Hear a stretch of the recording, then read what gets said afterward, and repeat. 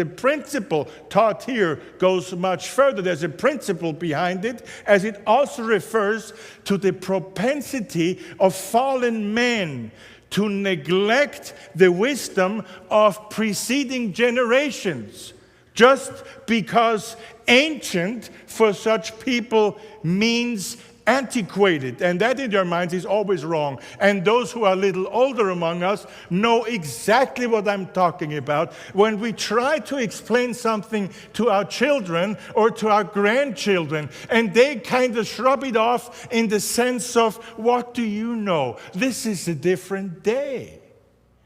But of course, it's even more dangerous when this happens in the courts of our denominations, of our churches, when we try to warn them of the dangers of drifting away from the scriptures, drifting away from the confessions which our forefathers have held, and they shrug it off and they say, what do you know?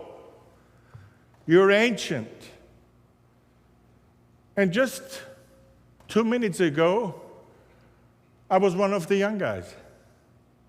And suddenly you find yourself on the other side of the fence. Isn't that amazing? C.S. Lewis, the great author, called such a mindset chronological snobbery. Because he understood that this is just people who think they're so much wiser because some time has passed. And this thinking in its core is evolutionary. Evolution brought this thinking because evolution, the lie of evolution, taught us that with the passing of time, things get better, smarter, more intelligent.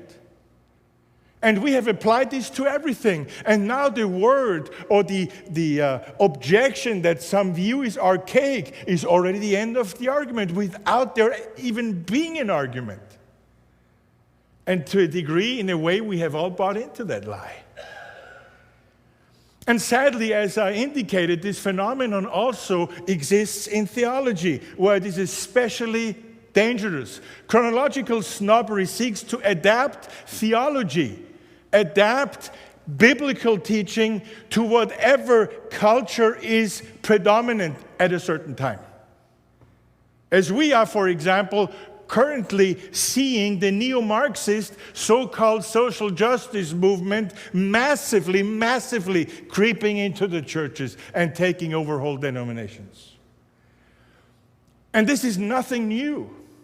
This is not the latest thing. This has been happening all throughout redemptive history, even at the time of the apostles. Heretics were trying to alter the gospel and to infiltrate the young church with false doctrines.